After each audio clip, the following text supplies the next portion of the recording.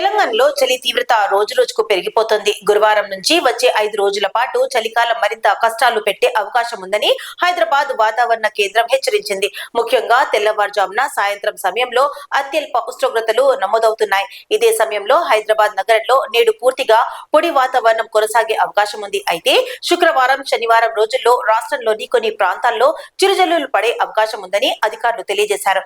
నగరంలో చలి ప్రభావం ఎక్కువగా ఉన్నందున ప్రజలు తగిన జాగ్రత్తలు తీసుకోవాలని సూచిస్తున్నారు. తెలంగాణలో శీతల గాలులు విరుచుకుపడుతున్నాయి. చలి తీవ్రత విపరీతంగా పెరిగిపోయింది. గురువారం నుంచి వచ్చే 5 రోజుల పాటు చలి మరింత పెరిగే అవకాశం ఉందని హైదరాబాద్ వాతావరణ కేంద్రం ప్రకటించింది.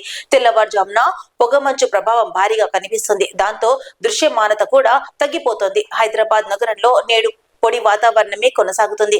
ఉదయం పొగమంచు కమ్మి ఆ తర్వాత మాత్రం ఎండ కాస్తుంది. వర్షం పడే అవకాశాలు లేకపోయినా శుక్ర, శని వారాల్లో తెలంగాణలోని కొన్ని ప్రాంతాలలో చిరుజల్లులు పడే అవకాశం ఉందని అధికారులు తెలిపారు. చలి తీవ్రంగా పెరుగుతున్న నేపథ్యంలో ప్రజలు అప్రమత్తంగా ఉండాలని సూచిస్తున్నారు.